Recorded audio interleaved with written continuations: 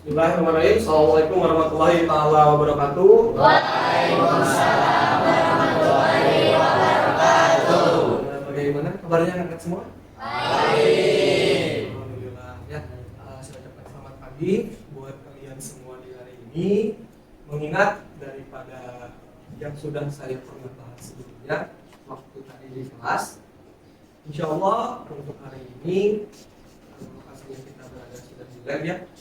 Saya akan mengimplementasikan sebuah pembelajaran yang sudah kita bahas sebelumnya waktu zaman di kelas tadi. Nah, ini adalah sebuah materi tentang pengoperasian, pengaplikasian, dan kolaborasi perangkat kecerdasan artifisial. Nah, jadi intinya kita akan membahas yang disebut dengan AI.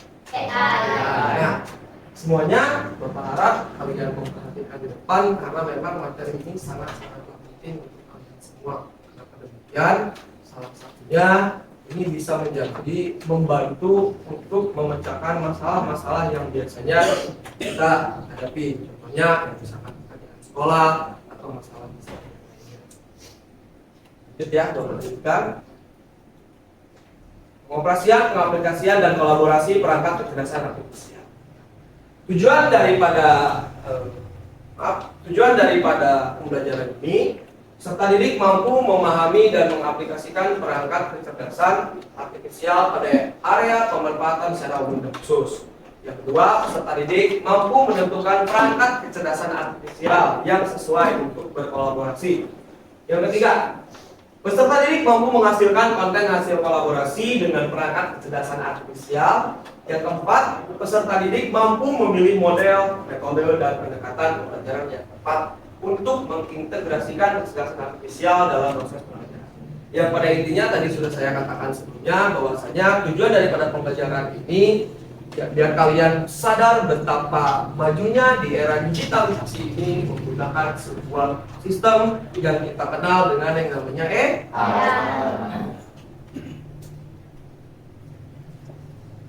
Nah, sebelum membahas lebih jauh, Bapak ingin bertanya terlebih dahulu ya kepada kalian.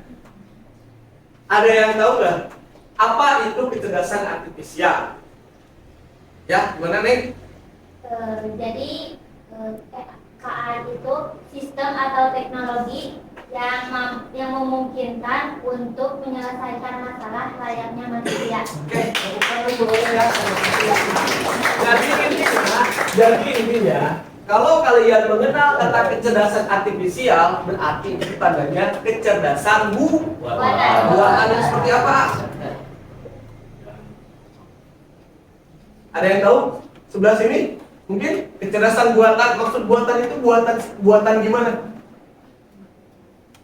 Oke, makasih ya. Jadi intinya buatan yang dibuat oleh manusia. Tujuannya tadi biar apa? Biar membantu kalian.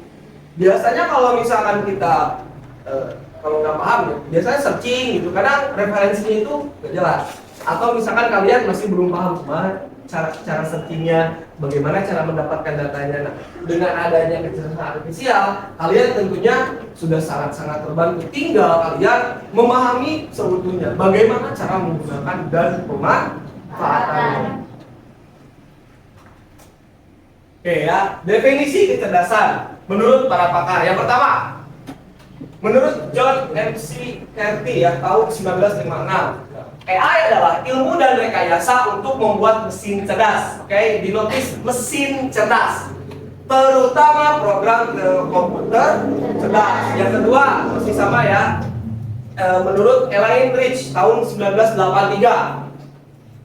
AI adalah studi tentang bagaimana membuat komputer melakukan hal-hal yang saat ini dapat dilakukan lebih baik oleh manusia. Yang terakhir, menurut IBM tahun 2020. AI memanfaatkan komputer dan mesin untuk meniru kemampuan pemecahan masalah dan pengambilan keputusan. Nah, kalau misalkan saya tarik menurut secara benang merahnya, bahwasanya AI itu bisa untuk melakukan pemecahan masalah dan pengambilan keputusan. Secara singkatnya seperti ini lah. Kalau kalian curhat sama teman kalian, kadang kan ada teman itu yang biasanya ngasih solusinya itu tidak sesuai dengan apa yang kalian inginkan ya, betul? Nah, Yang namanya di sini, yang namanya artificial intelligence, mereka mendapatkan semua data itu dari orang-orang yang memang sama melakukan pertanyaan yang sama atau yang beda.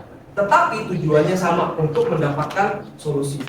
Jadi semakin banyaknya data yang dibutuhkan oleh AI dan kalian berikan tentunya, maka AI akan semakin lebih cerdas. Lanjut. Definisinya ya, seiring berjalannya waktu, pengertian tentang KA atau kecerdasan artifisial terus mengalami perkembangan, kerap bersentuhan dengan pertanyaan filosofis mengenai makna sejati dari kecerdasan dan sejauh mana mesin dapat dikatakan benar-benar cerdas. Namun, dalam praktiknya, KA mengacu pada sistem yang memungkinkan komputer belajar dari data, mengenal pola, serta membuat prediksi atau keputusan secara mandiri. Lanjut. Karakteristik pada sebuah KA. Yang pertama, machine learning ya. KA bisa belajar dari data yang diberikan kepadanya. Nah, tadi sudah saya katakan di awal. Semakin banyak data yang ia pelajari, maka akan semakin baik kemampuannya. Sama nggak dengan Bapak yang tadi katakan? Sama. KA mampu beradaptasi dan meningkatkan performanya. Jika KA awalnya sering melakukan kesalahan, ia bisa memperbaiki dirinya sendiri dengan belajar kesalahan tersebut. Layaknya manusia. Biasanya kita belajar dari yang namanya kesalahan. Lalu yang poin ketiga, KA bekerja berdasarkan algoritma dan model prediktif. KA bekerja dengan aturan dan langkah-langkah yang matematis ya, yang disebut dengan algoritma. Jadi intinya KA itu sangat-sangat memperhitungkan apa yang nanti akan dikeluarkan jawabannya. Misalkan kalian nanyanya apa, pasti dia akan memaksimalkan jawaban yang keluar dari pertanyaan kalian. Dan yang bagian 4, KA mampu mengenali pola dan membuat keputusan secara otomatis. KA tidak hanya melihat data, tapi juga ia menemukan pola yang tidak terlihat oleh manusia. Dari pola-pola ini, KA bisa membantu mengambil keputusan secara otomatis. Relate kan dengan kehidupan kita dan yang kalian butuhkan. Sama halnya tadi waktu Bapak menjelaskan di kelas.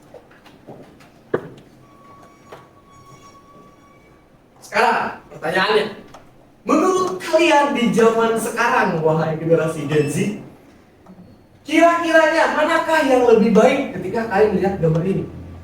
Kecerdasan artifisial kah? Atau manusia kah menurut kalian? Oke, Cung yang KA. Oke, jangan takut salah. Tidak, oke. Cung manusia. Kenapa manusia memilih manusia? Karena yang menciptakan KA manusia. Karena yang menciptakan KA manusia.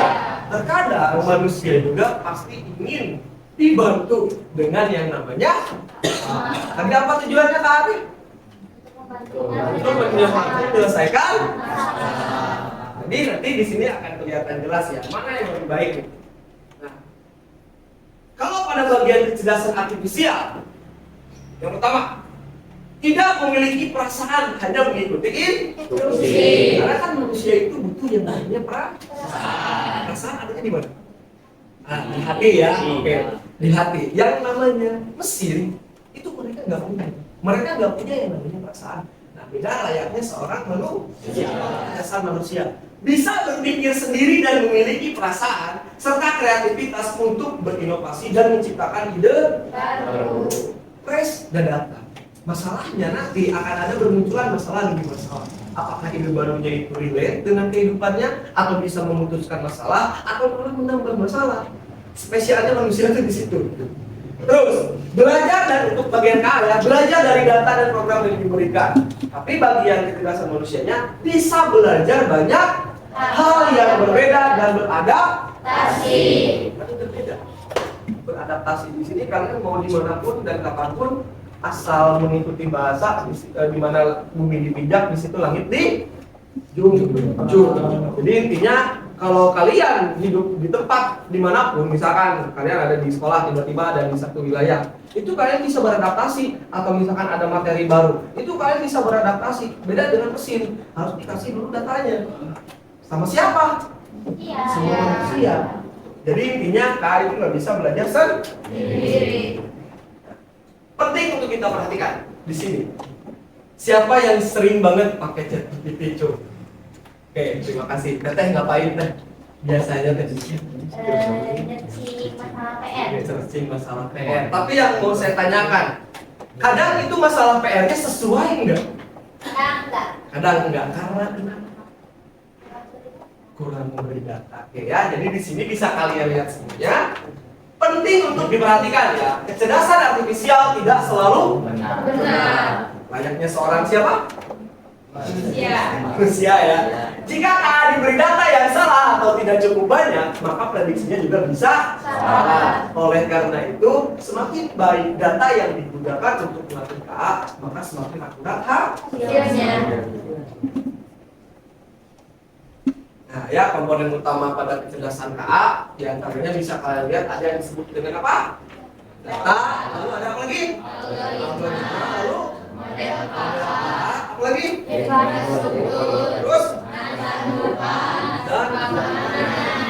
dan itu yang dibutuhkan untuk komponen utama kecerdasan artifisial. Prinsip kerja kecerdasannya. Di sini ada yang disebut dengan masukan, ada yang disebut dengan proses, dan ada yang disebut dengan tujuan. Jadi itu kalau kita ganti ke dalam bahasa Inggris, ada yang disebut dengan input, ada yang disebut dengan proses, dan ada yang disebut dengan output. Karena bagian input data, jadi si kecerdasan KA ini diberikan data oleh kalian. Berupa apa? Pertanyaan, perintah suara, teks, dan gambar. Di pada bagian prosesnya, maka si AI akan mencari algoritma sesuai dengan apa yang kalian butuhkan. Dan akan dihasilkan di endingnya itu atau outputnya bisa sebagai keputusan atau sebagai hasil karya seni atau misalkan prediksi dan terakhir kritik maupun saran. Jadi disesuaikan dengan apa yang dibutuhkan. Kalau misalkan kalian memintanya, misalnya berikan saya berikan saya menu tentang nasi goreng, maka si KA akan memproses tentang algoritmanya sesuai dengan perintah-perintah yang sesuai dengan perintah dan data yang pernah dia berikan oleh manusia. Kira-kira keluarnya nasi goreng apa bukan? Pasti yang keluar bahan nasi goreng. Masalahnya kreativitas di sana berbeda dengan manusia. Kalau misalkan cek AI mah ya kata AI, udah aja segitu, udah. Beda dengan manusia, ini telurnya kemana? Oh kita tambahin telur. Berkreasinya nggak ada di situ. Tetap lebih kreatif manusia. Nah, kategori perangkat dan KA ya. Yang pertama ada asisten KA, terus AI juga bisa membantu kalian untuk produksi video, terus sebagai penulis rapat, sebagai penulisan, pembuatan gambar, manajemen proyek, layanan pelanggan, dan presentasi. Jadi banyak sekali di zaman sekarang. AATT nggak usah risau dan bimbang, tinggal AATT siap untuk cekasananya ngulik atau mempelajari tentang yang namanya AI. Buat apa ya? Tadi kata saya dari awal, biar kalian terbantu. Ya, jadi nggak usah takut salah. Jangan juga selalu mengatakan bahwasanya tadi AI itu benar Pak. Nyatanya di lapangannya kan tidak seperti itu. Setelah ini Bapak akan melanjutkan tentang ke dalam tema yang tadi sudah dibahas di kelas juga, tentang berpikir komputasional. Perhatikan semua ke depan. Siap? Mulai ya, kita lanjut. Tujuan pembelajaran komputasional. Yang pertama, siswa mampu menjelaskan konsep berpikir komputasional dan perannya dalam menyelesaikan masalah secara logis dan sistematis. Yang kedua, siswa mampu menerapkan prinsip-prinsip dekomposisi, apalagi pengenalan pola, lalu dan abstraksi untuk menganalisis masalah. Yang ketiga, Siswa mampu menyusun algoritma solusi dalam bentuk pseudocode atau flowchart sebagai representasi langkah-langkah logis dari suatu permasalahan. Lanjut yang terakhir, siswa mampu bekerja sama dalam kelompok untuk mengembangkan solusi digital sederhana serta menyampaikan hasilnya melalui presentasi yang menyenangkan dan interaktif. Jadi tujuannya itu ini sesuai dengan waktu awal-awal Bapak masuk ke kelas. Bilangnya bahwasannya berpikir computational untuk A, B, C, D. Nah, di sini dijelaskan lagi. Kita tegaskan lagi sambil nanti praktek ya. Lanjut. Pertanyaannya sebelum masuk ke materinya, kiranya jika memang hari ini turun hujan ketika akan berangkat sekolah, apa yang akan kalian lakukan? Cik, A, apa A kiranya? Menurut A, berteduh. Oke, Teteh gimana? Pakai payung. Haji, pakai jas hujan. A, berteduh. Selain daripada itu ada lagi mungkin sebelah sana? Pesan transformasi. Oke, pesan transformasi bukan transportasi. Ada cece lain transformernya. Transportasi. Intinya kia tuh, pesen kendaraan online lah. Bisa berupa apa? Apalagi? Terus? Nah, jadi intinya pada bagian ini kalian semua ya ditujukan untuk refleksi untuk apa? Biar kalian tahu bahwa sejatinya sebelum kalian masuk ke dalam pembelajaran Bapak, toh kalian zaman-zaman dulu atau zaman SMP atau sebelum masuk ke materi ini itu sudah pernah kalian lakukan. Masalahnya ketika dibahas itu kenanya kemana? Nah itu semua kenanya masuk dalam berpikir komputasional. Masalah yang kalian bereskan secara logis tentunya dan meruntut sesuai dengan algoritma yang ada itu pernah kalian lakukan. Bapak yakin, sangat-sangat yakin. Masalahnya kalian sekarang terpukul-pukul, oh Pak, ini maksudnya gimana? Nyatanya pas tadi saya katakan, oh ini pernah ada di kehidupan saya Pak. Lanjut. Oke, kuncinya, nah di sini ya, kuncinya untuk bagian berpikir komputasional itu ada di dalam logika dan algoritma. Terus nanti juga pada bagian tahapan pilarnya itu ada 4. Yang pertama dekomposisi, lalu pengenalan pola, lalu apa lagi? Abstraksi dan algoritma. Nanti semuanya ini akan dibahas tuntas melalui sebuah video yang nanti akan diberikan kepada kalian. Oke, aku mau taruh ya. Nanti di sini Bapak akan memberikan sebuah video pembelajaran buat kalian. Tolong kalian fokus, disiapkan alat tempurnya seperti pulpen, buku, pensil dan sebagainya. Tolong diperhatikan dengan jelas. Siap? Siap. Mulai ya. Hai, kembali lagi bersama tutorku. Dengar nggak? Untuk video pembelajaran kali ini kita akan belajar tentang materi logika dan algoritma. Yang pembelajaran untuk pertemuan kali ini adalah siswa mampu memahami, menjelaskan, dan mengaplikasikan konsep logika, algoritma, dan flowchart. Jadi, apa sih logika dan algoritma itu? Mari kita mulai mempelajarinya. Sebelum kita memulai pengertian dari logika dan algoritma, kita mulai dari sebuah pertanyaan awal. Oke, tolong fokus. Jadi, silakan pause terlebih dahulu video ini dan coba mulai mengerjakan soal ini dalam waktu 8 menit. Sebelum kita lanjut videonya, saya ingin kalian fokus lihat soal ini ya. Saya kasih waktu 5 menit buat ngerjakan otodidak tanpa searching. Jadi kalian benar-benar harus memahami soal ini. Jangan takut salah. Di sini ada apa aja? Ada hewan. Hewan apa? Kelinci. Ada apa lagi? Merpati. Awas ya, merpati. Lalu ada? Oke, ada babi ya. Nah, dengarkan saya. Maksudnya itu gimana kalian uraikan? Nanti hasilnya satu kelinci ditambah satu merpati ditambah satu babi hasilnya berapa kilo? Silahkan kerjakan di buku kalian. Nanti yang sudah cukkan tangan. Kerjakan soal di depan. Saya kasih waktu 5 menit buat kalian. Oke? Oke, boleh kerja sama dengan satu bangkunya ya, silakan. Ada bagi yang kecil aja yang dibagi. Ketinggalan.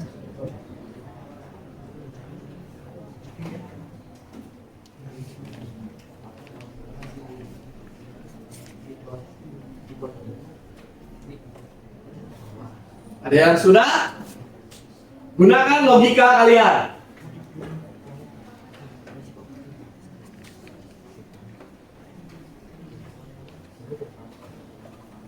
Gunakan logika kalian. Boleh kerjasama dengan satu bangku. Kalau sendiri, iya ditulis, diuraikan. Maksudnya gimana gitu? Kenapa kelinci itu 3 kok jadi 12? Jelaskan sama kalian. Kenapa merpati itu ditambah 1 kelinci kok jadi 5? Babi dikurangi merpati kok jadi 99? Terus hasilnya gimana? C ditambah merpati ditambah babi. Ayo, saya yakin kalian sudah sarapan semuanya. Bapak mah belum. Acan. Silakan. Sudah ketemu jawabannya? Sudah. Sudah ketemu jawabannya? Jangan takut salah ya. Saya minta ke depan. Buat nulis angka aja. Jangan takut salah. Silakan, siapa yang mau? Oke, boleh maju tangan dong. Boleh.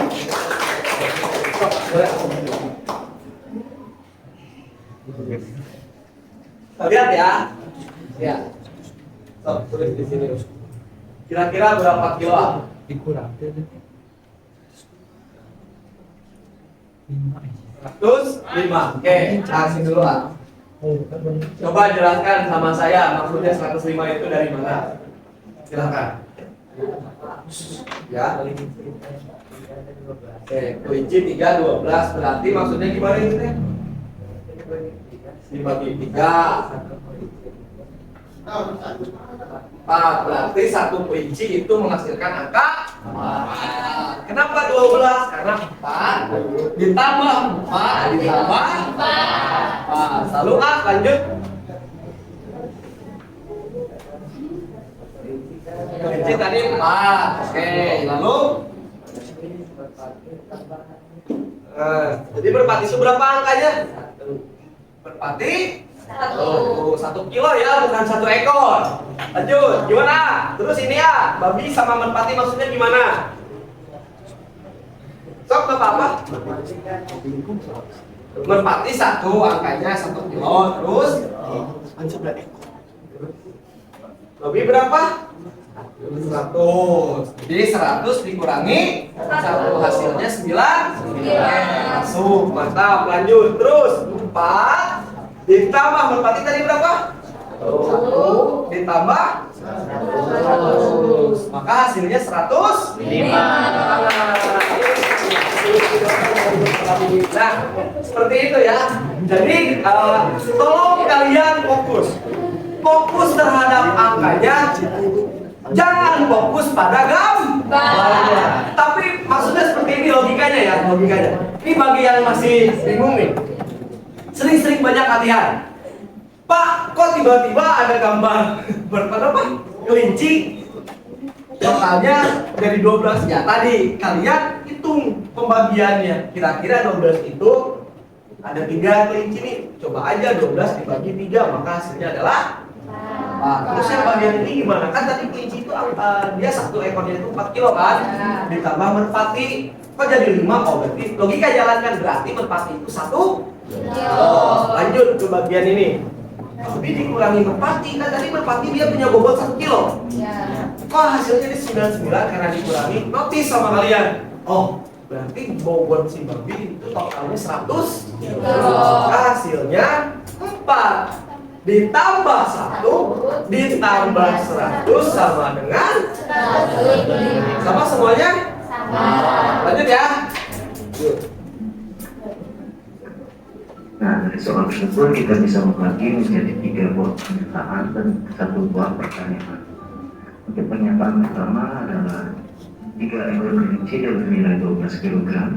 Pernyataan kedua adalah satu ekor kelinci ditambah satu ekor merpati, dia bernilai 5 kg.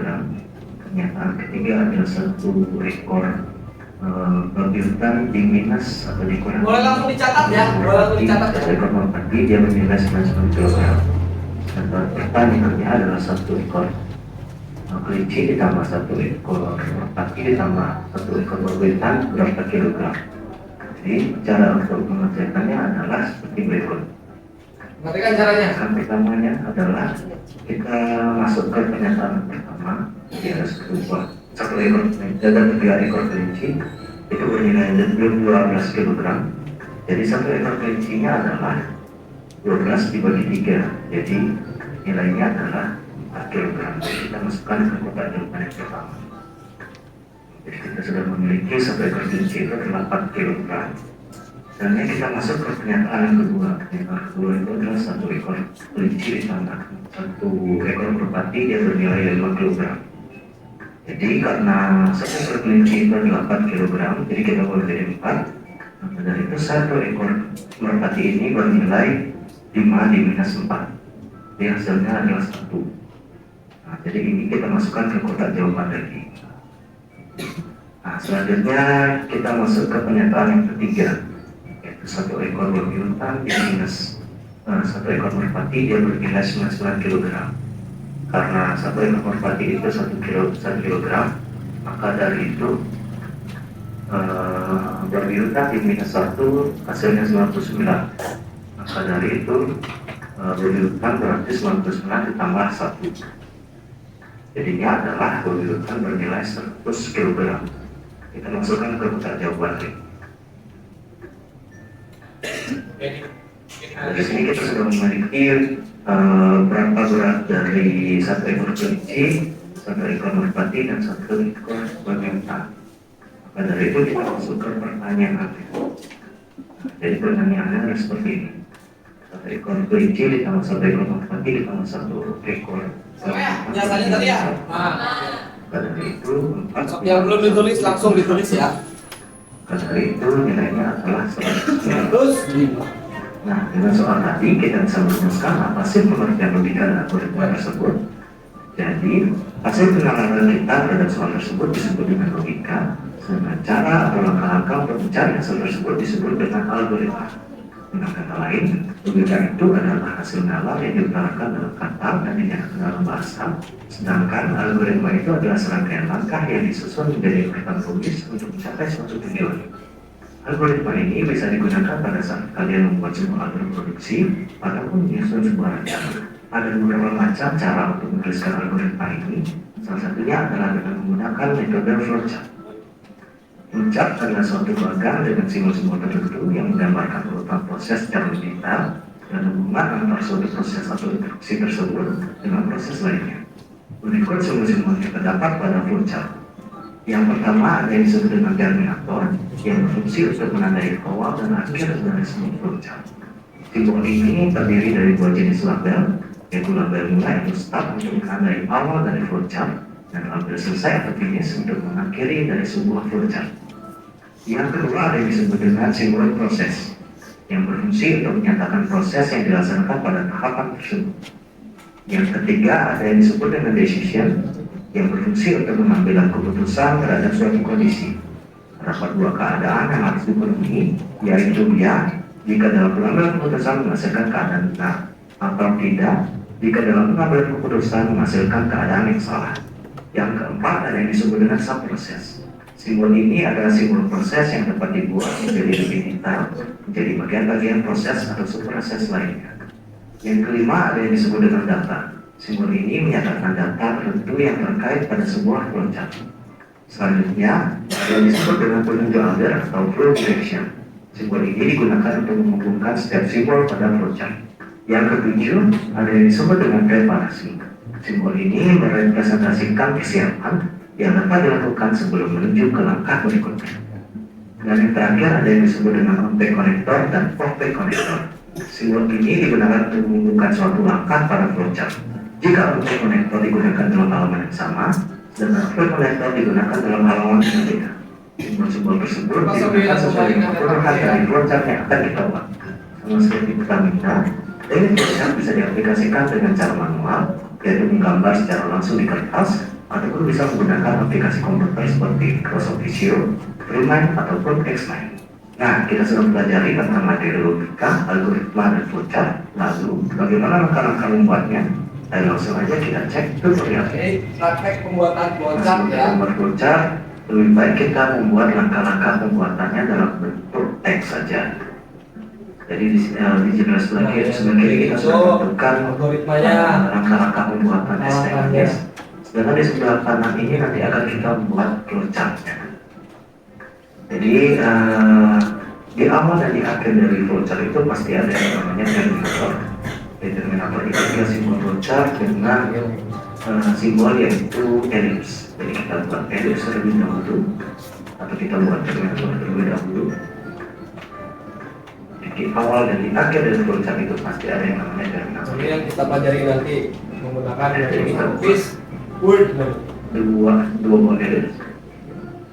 Di awal kita tambahkan yang namanya. Dengan apa? Ada start sama ada Jadi kalau di awalnya adalah mulai, akhirnya kita akhir. Nah, ini pakainya selesai connection. kalau di awalnya adalah start, nanti di akhirnya adalah finish. Oke. Wajib itu kalau untuk Nah, flowchart setelah wajib. dari flowchart ini Awalnya kita pakai masuk ke simbol flowchart yang berikutnya. Simbol flowchart berikutnya kita perlu yang namanya preparation. Nah, preparation. Tadi itu untuk apa preparation teh? Adalah simbol flowchart dalam bentuk persegi. Nah, itu buat Preparation teh untuk mempersiapkan ya untuk itu segi 6. Nah, untuk menghubungkan terminator dan Cara cepat ya. preparation ini kita perlu yang namanya flow line. Jadi kita tambahkan flow line-nya antara makan. Nah, setelah preparation kita perlu yang namanya input. Jadi kita tambahkan lagi simbol yang berbentuk jajar genjang. Dan di dalam simbol dan jajar genjang ini atau simbol input ini kita tambahkan alat dan bahan yang kita perlukan. Ya, saya ya.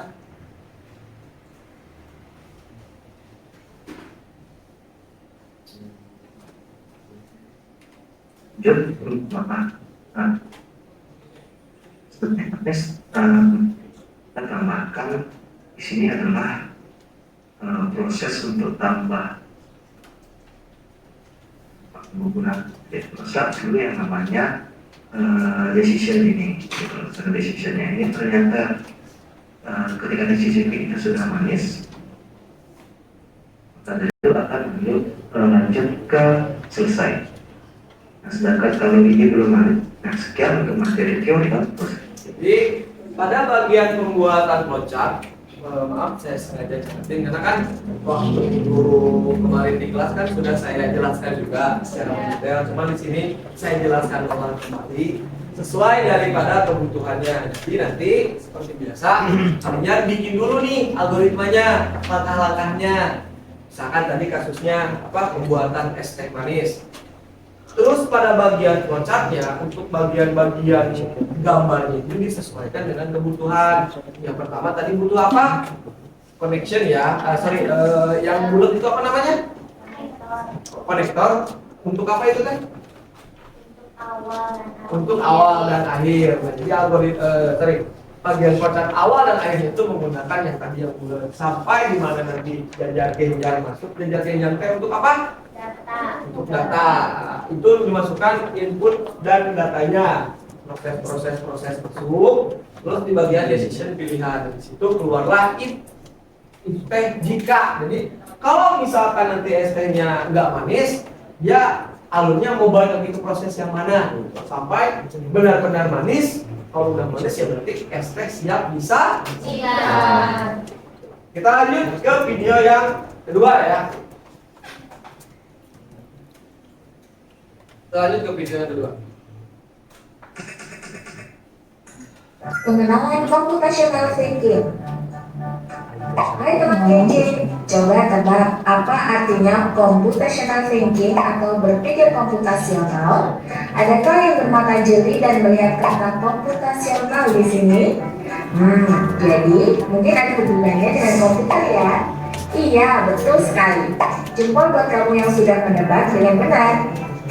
Berpikir komputasional adalah proses berpikir untuk menyelesaikan masalah dengan efektif dan efisien. Dalam ilmu komputer, proses berpikir ini Mas, ini masih ada kaitannya sama yang tadi, atau kalau fokus. pemrograman.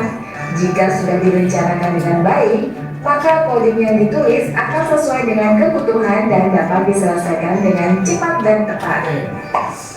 Tapi ternyata berpikir komputasional juga bisa. Kalau kalian fokus, tadi bisa menjawab. Ada 4 pilar pada berpikir komputasional. Yang pertama ada apa? Dekomposisi. Yang kedua, pengenalan pola. Yang ketiga ada abstraksi. Yang terakhir, lanjut ya. Yang belakang kedengaran? Jelas? Oke. Terima kasih. Dilakukan tanpa komputer dan tanpa internet loh. Malah sebenarnya kita pun sudah menerapkannya dalam kehidupan sehari-hari. Mulai dari menggosok gigi, mencatat ringkasan Kehidupan sehari-hari kalian. hingga menyiapkan tas untuk sekolah besok.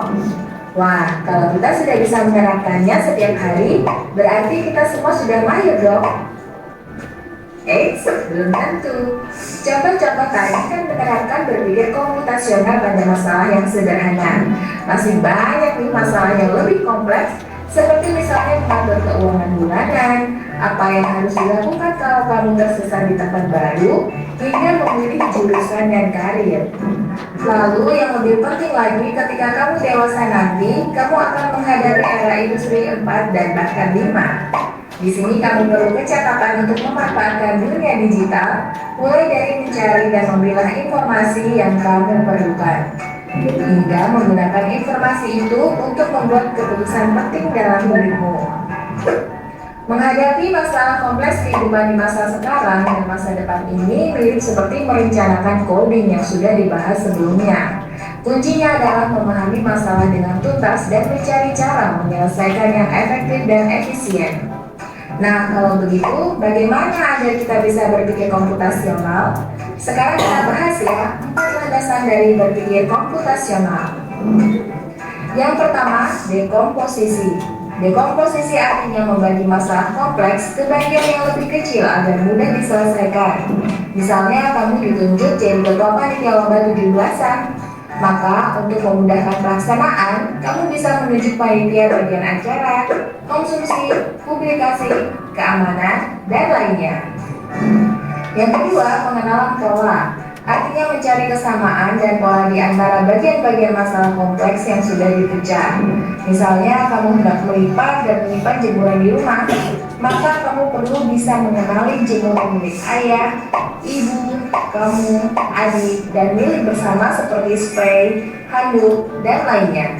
Ini karena jemuran-jemuran itu perlu disimpan di tempat yang berbeda. Yang ketiga, abstraksi. Artinya fokus pada informasi yang penting saja, mengabaikan detail yang tidak diperlukan. Misalnya, kamu hendak menceritakan pengalamanmu berwisata ke luar kota. Tentunya kamu mengalami banyak hal, dari mulai berangkat di bus, berfoto bersama, makan di restoran, menginap di hotel, hingga perjalanan pulang.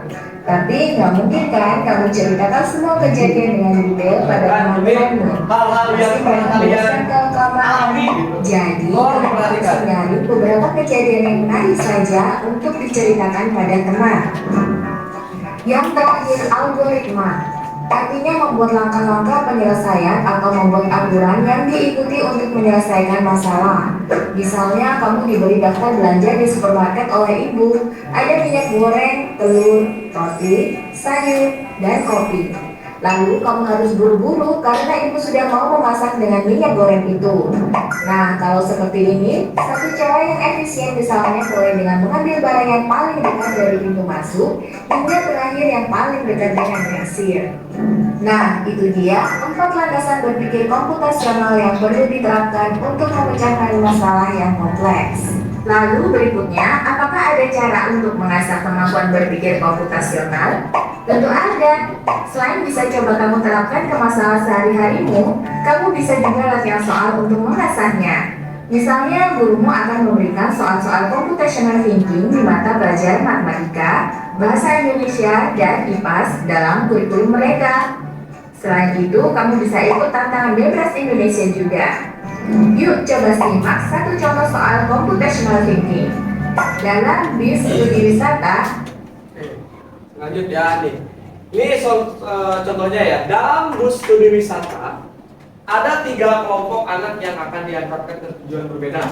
Yang pertama, bus berhenti di restoran dan lalu hotel dan terakhir ke museum. Sesuai dengan ini rutenya. Hanya ada satu tempat penyimpanan koper di samping bus yang hanya bisa dibuka dari satu pintu. Supir bus ingin mengatur koper penumpang sehingga mudah dikeluarkan. ada 3 kelompok anak yang akan diantarkan ke 3 tujuan berbeda.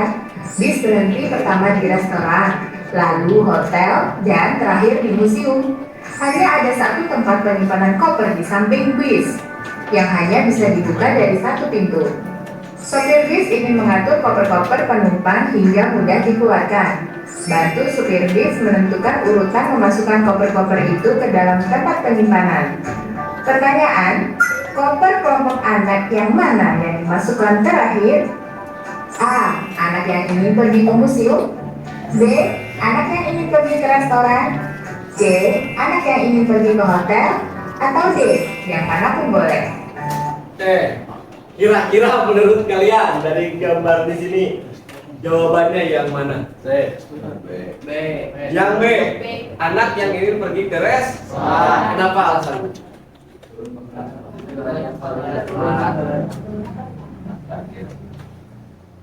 Ayo, kenapa alasannya? Karena pertama, ada yang lain? Ayo, tolong pakai logikanya. Ada yang lain? Ya, kita lanjutkan. Tolong simpan jawabannya. Soal ini diadaptasi dari challenge kolom komentar. Kiranya tadi masih jadi pertanyaan ya. Kalau misalkan nanti ada kesalahan, fix akan ada hukuman yang sangat lucu buat kalian. Tapi tetap aman. Kira-kira tadi apa sih? Jawabannya apa coba? Koper mana yang terakhir? Diturunkan. Koper yang mana? Koper yang museum. Karena dia yang paling akhir endingnya, tujuannya. Lihat tujuan akhirnya kemana? Tuh. Oke ya. Begitu.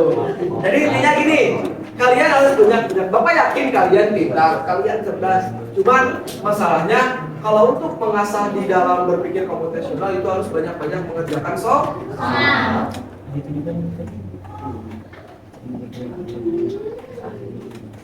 Setelah ini, Bapak minta dari video tersebut, ya, tolong dianalisis atau dibuatkan sebuah rangkuman dan lain-lainnya tentang data-data video yang sudah tadi kalian tonton. Silakan dicatat di buku kalian masing-masing. Kerjakan. Saya kasih waktu kurang lebih hanya 3 menit saja. Silakan kerjakan.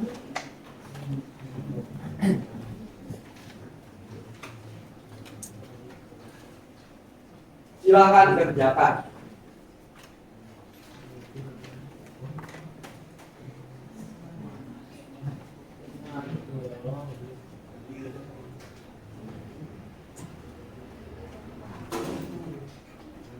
Silakan ya. Tulis poin-poin pentingnya lalu dirangkum. KKP-nya tadi sudah saya bagikan juga. Ini boleh nanti pakai.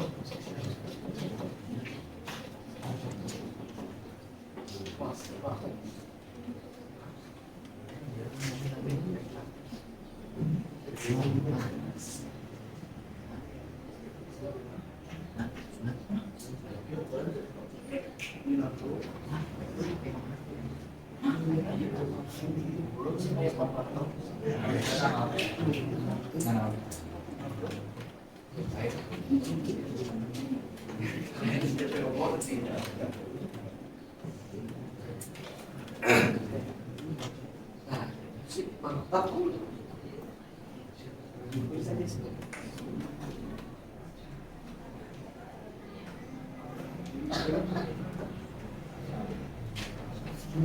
Oke ya, 1 menit lagi ya.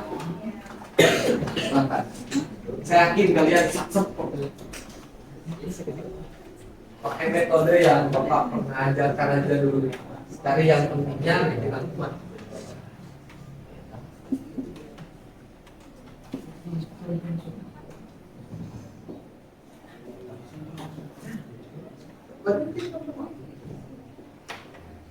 Oh, oke, Pak. Habis.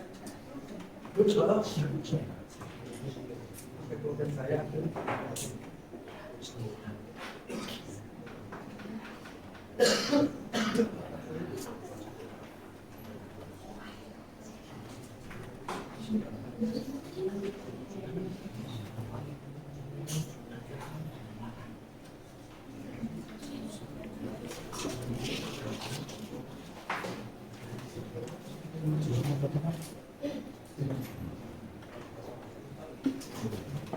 Oke, sudah Pak?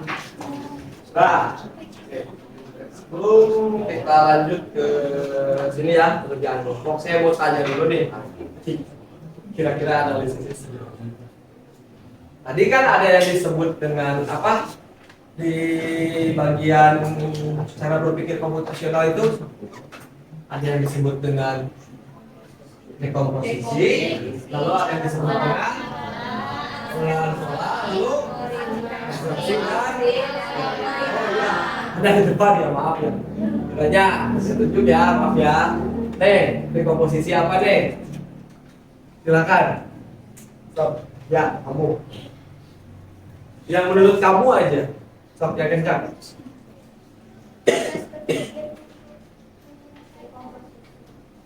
Yang dekomposisi. Membantu dekomposisi adalah membantu siswa memecah suatu permasalahan besar menjadi bagian-bagian yang lebih kecil dan mudah dikelola sehingga penyelesaiannya menjadi lebih Oke, terarah. mantap. Tangan semuanya ya. Nah, jadi intinya pada bagian dekomposisi itu kalian dituntut untuk mengerucutkan masalah yang tadinya masih acak-acakan, kalian kerucutkan. Itu untuk bagian dekomposisi. Nih, pengolahan pola itu apa nih?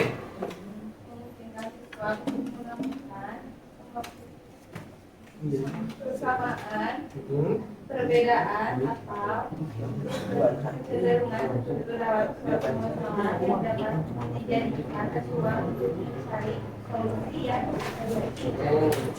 Ce, abstraksi apa ce? Ya, Abstraksi mengusahakan perhatian hanya pada sok kalian berdua ya, boleh lanjutin aja. memusatkan perhatian pada informasi yang benar-benar penting. Yang benar-benar penting. Oke, terakhir Ruby, algoritma apa Bi?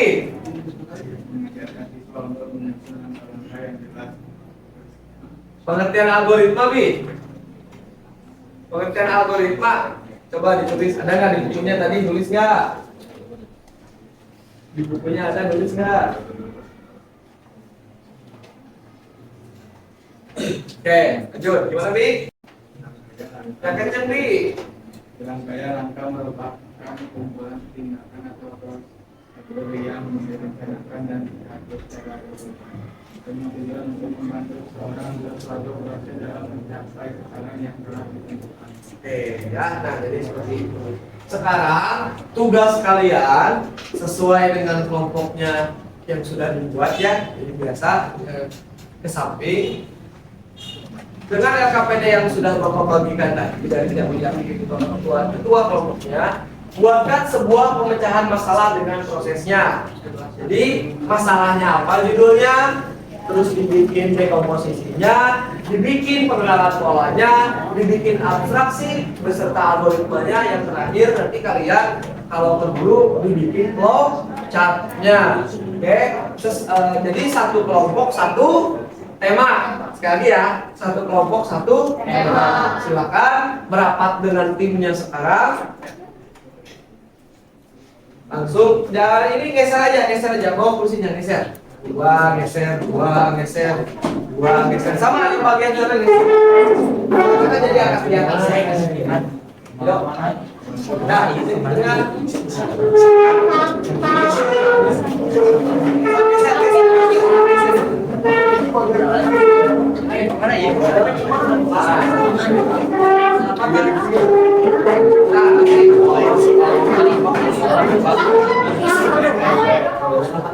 oke, tunggu. Kalau kondisikan suaranya.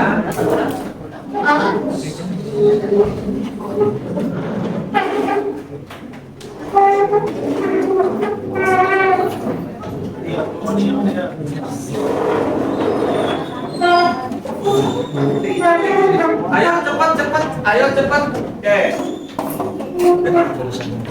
Kalau udah ini agak geser aja dikit.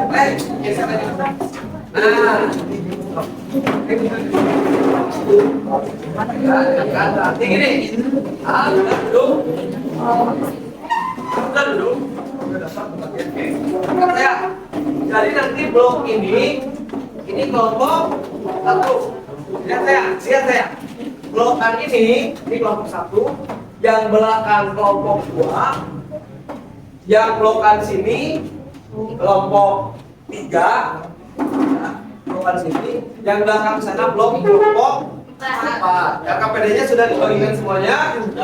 Sudah. Oke, jadi silakan tolong kerjakan sesuai dengan apa yang diperintahkan menurut KPD-nya masing-masing. Nanti sesudah itu laporkan kepada saya. Waktunya tidak kurang dari 15 menit. Cari yang simpel-simpel aja kasusnya. Ya, studi kasusnya. Selamat mengerjakan. Boleh berhadap-hadapan ke belakang ya. Boleh Pak.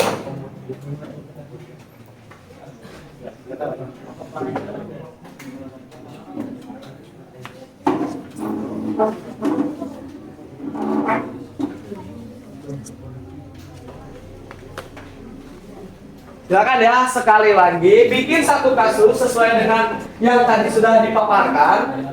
Kelompok 1 berarti temanya 1, kelompok 2 berarti temanya 1, bukan dua tema, tapi satu kelompok 1. Nah, silakan. Sesuai dengan urutan yang ada di LKPD.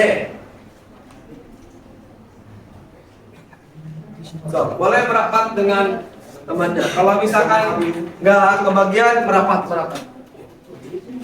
Siapkan alat pengukur yang buku dan lain-lain. Ya.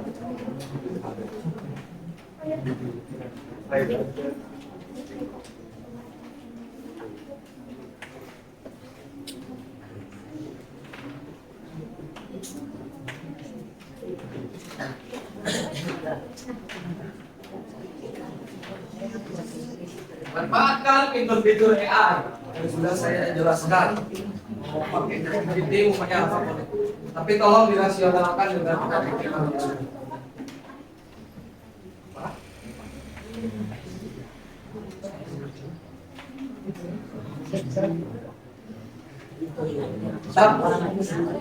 Masih ada? Ya, nggak apa-apa dikatakan. Kan ini apa bedanya? Berapa tadi? Di kelompok 4 yang kamu mana?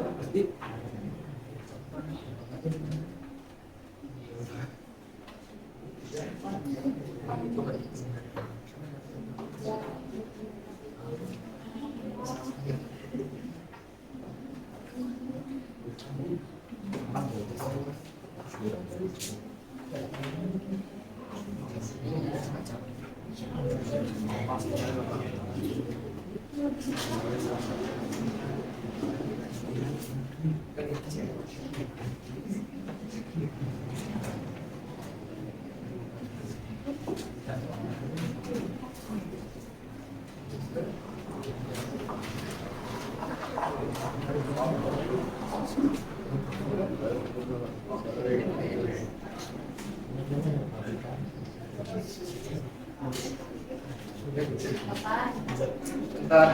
dulu ya.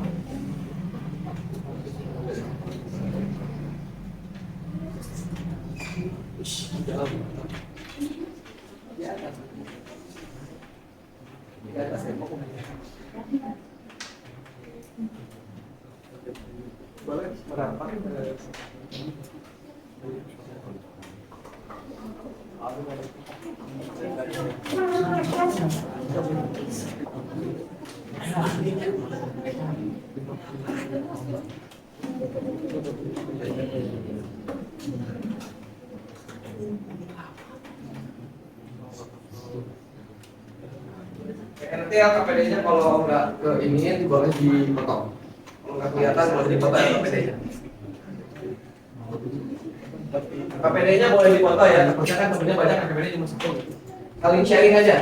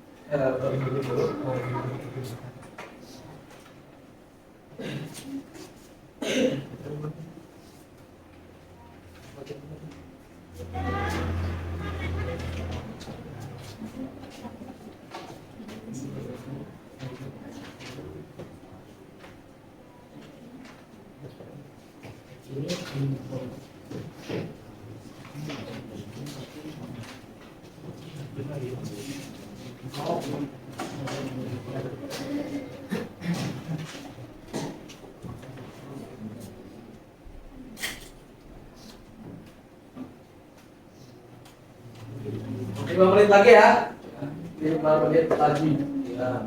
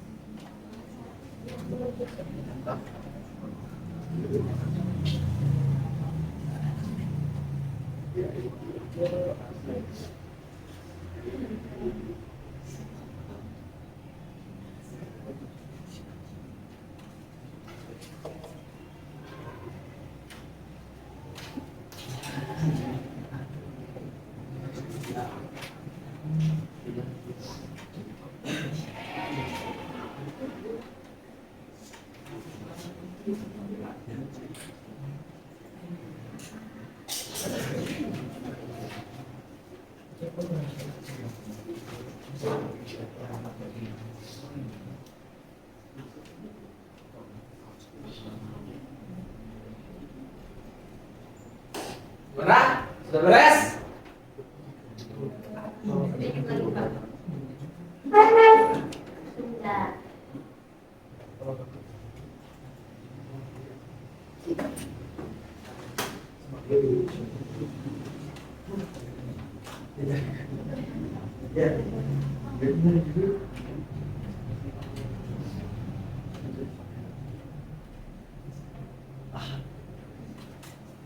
Siap.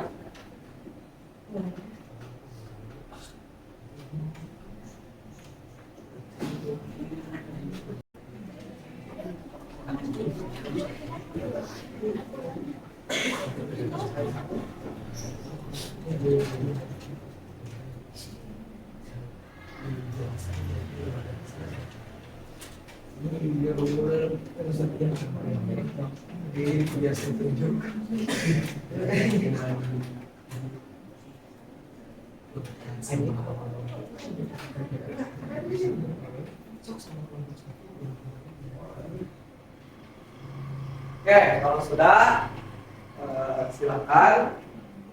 Saya minta tidak semua ya, tapi perwakilan aja untuk kelompok kelompok cek kita kelompok 3 ya. Silakan kelompok 3 ke depan semuanya untuk memaparkan hasil daripada yang didapatkan dari permasalahan yang sedang. Silakan. Mulai banget ke depan.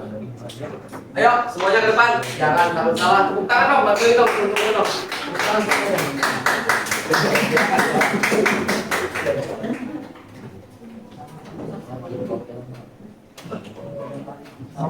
Sambil di bawah ya KPD-nya ya. Jadi nanti kamu paparkan ini tim kelompok berapa? 3. Cewek semua ya. Stop di tengah. Ya. Nah nanti dijelaskan ngambil masalahnya apa. Oke, buat yang lain selalu perhatikan ya. Ngambil permasalahannya apa. Terus apa lagi? Dekomposisinya di mana? Pengenalan polanya, abstraksi serta algoritmanya. Ya. Bisa dipahami semuanya? Nanti gantian aja jelasinnya. Silakan. Ya, dengarkan semuanya, perhatikan semuanya, perhatikan. Assalamualaikum warahmatullahi wabarakatuh. Waalaikumsalam warahmatullahi wabarakatuh. Kami dari kelompok 3 akan memaparkan pemecahan masalah dalam membeli kebutuhan dasar. Mulai dari dekomposisi. Pertama, menentukan daftar kebutuhan yang harus dibeli. Kedua, mengecek ketersediaan anggaran. Ketiga, menentukan pasar atau pokok tujuan. 4. Membeli waktu berangkat yang tepat. 5. Membeli barang sesuai daftar dan anggaran. 6. Memeriksa kembali barang yang dibeli sebelum pulang. Pengenalan pola kegiatan selalu dimulai dengan perencanaan daftar kebutuhan dan anggaran. Pemilihan pasar biasanya pertimbangan harga dan kualitas barang.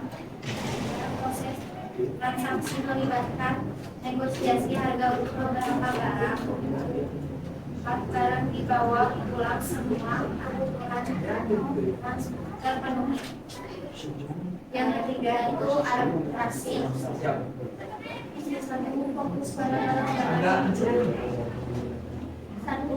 pada barang-barang yang diperlukan saja. Dua, mempertimbangkan faktor harga, kualitas, dan anggaran sebagai kriteria utama. Tiga, menguraikan informasi seperti cuaca jika tidak mempengaruhi kegiatan bulanan. Yang keempat itu algoritma. Agak kenceng nih. Satu buat daftar kebutuhan yang akan dibagi 2 misalkan anggaran kebutuhan yang dapat digunakan di 3 beli aplikasi anggaran atau software yang sesuai kriteria. Kedua, bisa koperasi. 4. Tentukan waktu berangkat yang tepat. Berangkat ke pasar.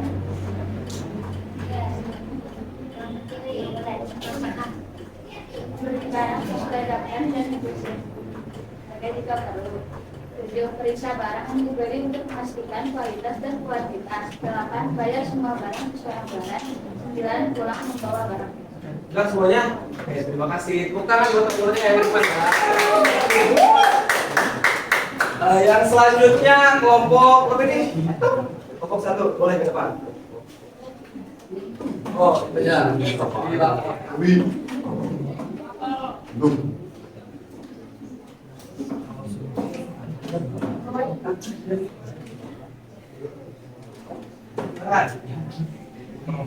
Ini kelompok 1 masih bagian dari kelompok 1.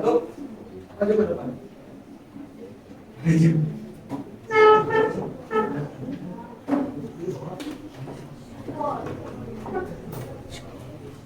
Geser aja, geser.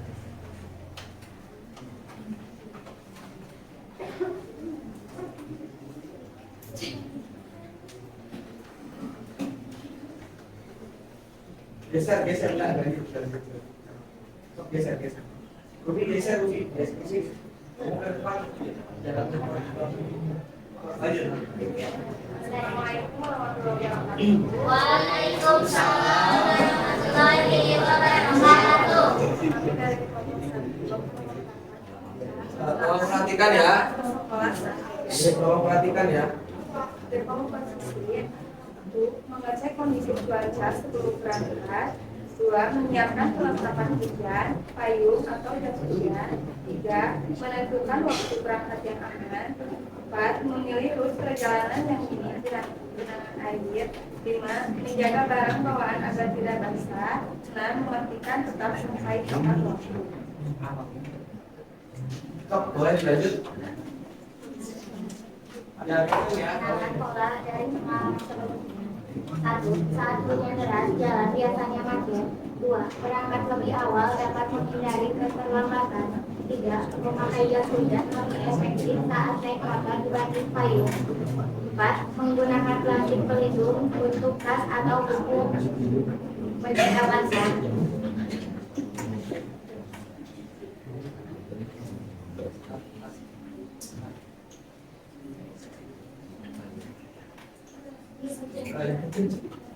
Mengambil diri masalah dan Tolong diperhatikan sekali lagi ya.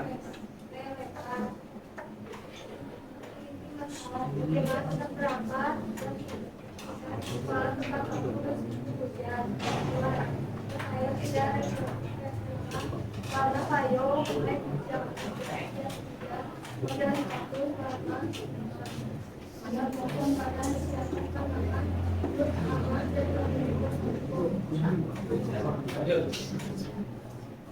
Yang kencang, yang kencang. Jangan kuat. Yang kencang. Algoritma Tambahin lagi. Coba.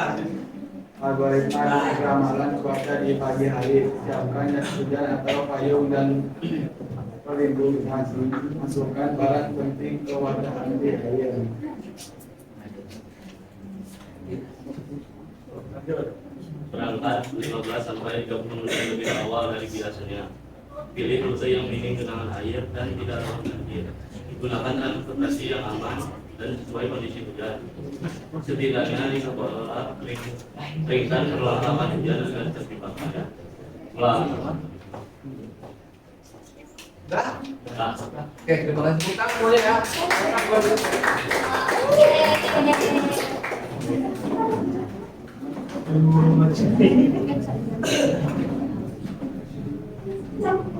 Ya, itu semua adalah bagian-bagian daripada pengerjaan LKPD ya. Jadi, alhamdulillah Bapak cek semuanya sudah sesuai dengan rules dan sudah benar juga tentunya. Sekarang Bapak minta nanti kalau boleh aja ya, kan tadi udah bikin rangkuman juga waktu analisis video pembelajaran. Coba ada yang berani mengemukakan hasilnya, rangkuman daripada video logika dan algoritma. Boleh? Silakan Cece, boleh berdiri. Pengertian logika berasal dari kata Yunani logos yang memiliki makna sebagai hasil dari proses penalaran atau berpikir secara sistematis. Hasil penalaran jadi kemudian diungkapkan melalui kata-kata dan disampaikan dalam bentuk bahasa yang terstruktur sehingga dapat dipahami oleh orang lain. Siap, terima kasih. Tadi juga video yang kedua yaitu tentang berpikir komputasional. Oke, dari pihak laki-laki deh. Masa laki-laki kalah sama perempuan dong. Boleh banget? Ada sebelah sini.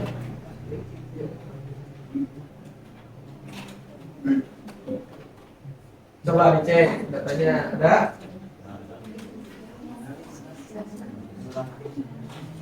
Silakan. Sok sama laki-laki tadi dari tadi perempuan dulu. Silakan. Berpikir komputasional merupakan salah satu keterampilan yang sangat penting untuk situasi di abad ke-21, terutama bagi siswa yang sedang mempersiapkan diri menghadapi berbagai tantangan di masa depan. Keterampilan ini tidak hanya bermanfaat dalam bidang teknologi atau pemrograman komputer, tetapi juga dapat diterapkan dalam berbagai aspek kehidupan, baik di lingkungan sekolah, dunia kerja maupun dalam aktivitas sehari-hari. Nah, jadi itu adalah hasil rangkuman yang kalian dapatkan di hari ini tentang berpikir komputasional. Oke. Nah, untuk LKPD-nya tolong dikumpulkan dulu ya. LKPD-nya kalau dikumpulkan dulu biar nanti Bapak lebih jauh lagi. Boleh dikumpulkan dulu LKPD-nya. Kasih cicilan dulu. Siap, kasih ya. Nah, setelah pembelajaran hari ini, saya mau mengukur apa yang kalian rasakan setelah mempelajari materi ini. Seru, oke, luar biasa. Ada lagi? Enjoying banget ya. Terus ada lagi? Sebelah sana? Sekali ya, jadi oke. Nah, intinya gini ya, anak-anak. Saya yakin, kata saya juga dari awal ya, menurut Bapak, kalian pernah melakukannya, kalian pernah mencoba atau mempraktekannya. Masalahnya ada pada ketidaksadaran atau naluriah kalian masing. Contohnya kayak tadi, berangkat sekolah. Mungkin pada saat ini ketika kalian ingin sekolah waktu hujan, ada yang neduh, ada yang apa? Ada yang mau payung, tapi kan tidak untuk kemungkinan kalau di lapangannya ada yang nggak sekolah, bener nggak? Ada yang apa? Yang ya mabah lah istilahnya dan lain-lain lah gitu. Nah, itu harus disesuaikan dan diselaraskan ketika kalian sudah mengenal apa yang disebut dengan berpikir komputer.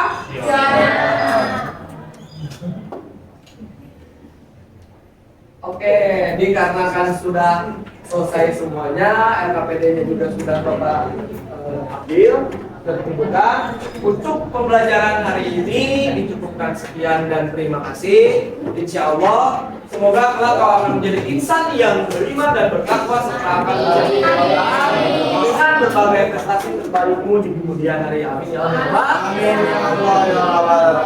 Cukupkan sekian hari ini. Wassalamualaikum warahmatullahi wabarakatuh. Waalaikumsalam warahmatullahi wabarakatuh.